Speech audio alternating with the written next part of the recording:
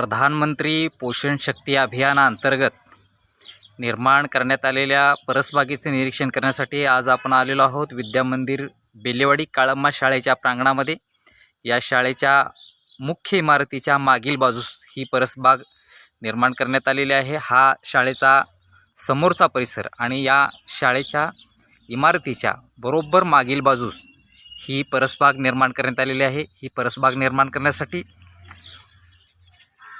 ग्रामपंचायत बेलेवाडी काळम्माच्या सरपंच माननीय आबोली कांबळे मॅडम, ग्रामसेवक माननीय सातवेकर साहेब आणि शाळेचे मुख्याध्यापक माननीय सदानंद पाटील सर आणि त्यांचे सहकारी विद्यार्थी मित्र यांच्या प्रयत्नातून ही परसबाग निर्माण करण्यात आलेली आहे। या परसबागेचं नियोजन मे महिन्यामध्ये करण्यात आलं होतं। शाळेच्या मागील बाजूला खडकाळ पट्ट्यावर ग्रामपंचायतीच्या माध्यमातून 4 ट्रॉली चांगली कसदार माती टाकून ही परसबाग निर्माण करण्याचं नियोजन करण्यात आलं। सर्व विद्यार्थी आणि शिक्षक यांनी मिळून ही परसबाग निर्माण करण्यासाठी सर्वप्रथम चांगली माती अंथरून घेतली, ढेकळे फोडून ही जमीन सपाट करण्यात आली। शालेय पोषण आहार योजनेअंतर्गत मुलांना दुपारच्या भोजनामध्ये कोणकोणती भाजीपाला देता येईल याचा विचार करून इथं बीज लागवड करण्यात आलेली आहे। परिसरातील शेतकऱ्यांच्याकडून काही देशी वाण आणि संकरित वाण एकत्र करून हे बीजारोपण करण्यात आलेलं आहे। या परसबागेमध्ये बीन्स, भेंडी, दोडका, कारली, बावची, कोथिंबीर, मिरची, टोमॅटो, पालक, वांगी यासारख्या विविध फळभाज्यांची लागवड करण्यात आलेली आहे। जूनच्या 2-3 आठवड्यामध्ये या बियांचं रोपण करण्यात आलं। जूनमध्ये पावसानं ओढ दिल्यामुळं इथल्या सांडपाण्यावर हे बीजारोपण करण्यात आलेलं आहे। पहिल्या 2-3 आठवड्यामध्ये सर्व विद्यार्थ्यांनी अगदी जीवापाड मेहनत करून या बागेची काळजी घेतलेली आहे। त्यामुळं अगदी 3ऱ्या आठवड्यापासून ही बाग उत्पन्न द्यायला सुरुवात केली। मुलांनी साधारणपणे 1 ते 1.5 महिना बीन्स आणि भेंडीचा चांगला लाभ घेतलेला आहे। साधारणपणे दिवसातून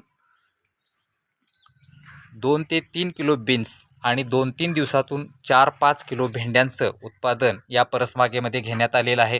सध्या हा भेंड्यांचा हंगाम संपत आलेला दिसतोय। अगदी पुढच्या 15 दिवसामध्ये ही भेंड्यांची रोपं काढली जाणार आहेत। या परसबागेमध्ये सध्या मोठ्या प्रमाणावर दोडक्याची फळं लागलेली दिसत आहेत। दोडक्याच्या फळाची साधारण क्वालिटी जर आपण बघितली तर एक फळ 600 ते 700 ग्रॅम वजनाचं आणि साधारणपणे 2 दिवसातून 10 किलो दोडक्याचं उत्पादन या परसबागेमध्ये घेण्यात येते। ही परसबाग निरंतर चालण्यासाठी योग्य प्रकारचं नियोजन केलेलं आहे। पाणी पुरवठ्यासाठी ही ठिबक सिंचनची पाईप घातलेली आहे। त्याचबरोबर या बागेमध्ये ही रोपं दिसत आहेत टोमॅटोची, झेंडूची, मिरचीची ही अलीकडे केलेली लागण आहे आणि ही आपण फळं पाहत आहात दोडक्याची। त्याचबरोबर इथं काही नाविन्यपूर्ण रोपांची सुद्धा लागवड केलेली आहे। बाटलीमध्ये उलट्या दिशेनं वाढणारी काही रोपंसुद्धा इथं लावण्यात आलेली आहेत। त्यांचीसुद्धा मुलांना या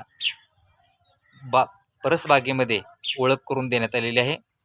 रिकाम्या वेळामध्ये मुलं सकाळी, दुपारी, संध्याकाळी या परसबागेतील तण नियंत्रणासाठी प्रयत्न करतात। त्याचबरोबर परसबागेला योग्य प्रकारचा पाणी पुरवठा व्हावा म्हणून बादलीनं पाणी घालतात। त्याचबरोबर शौचालयातील सांडपाण्याचा सुद्धा या बागेमध्ये निचरा करण्यात आलेला आहे। त्यामुळं बागेला पुरेशा प्रमाणात पाणी मिळते। या परसबागेच्या माध्यमातून विद्यार्थ्यांना पुढील काळामध्ये मिरची, वांगी यांची भाजी मिळणार आहे। त्याचबरोबर अलीकडं टोमॅटो आणि कारली यांचीसुद्धा लागवड करण्यात आली आहे। त्यामुळं पुढील 2 ते 3 महिने ही परसबाग विद्यार्थ्यांना पुरेशा प्रमाणात भाजीपाला देईल यात काही शंका नाही. सर्व विद्यार्थी अगदी जीवापाड या बागेची काळजी घेतात. हा सर्व परिसर CCTVमध्ये संरक्षित करण्यात आलेला आहे.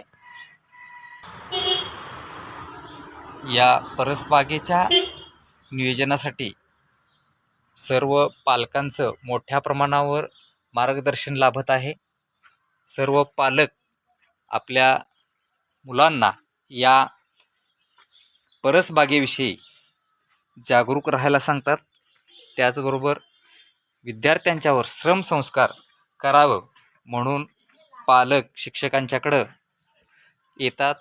परसबागेविषयी सुद्धा माहिती घेतात. ही परसबाग सर्व विद्यार्थ्यांना श्रमसंस्कार आणि संवेदनशीलता शिकवण्याचं साधन बनले आहे. या परसबागेसाठी सहयोग देणाऱ्या सर्व ज्ञात अज्ञात घटकांचं आम्ही आभार मानतो.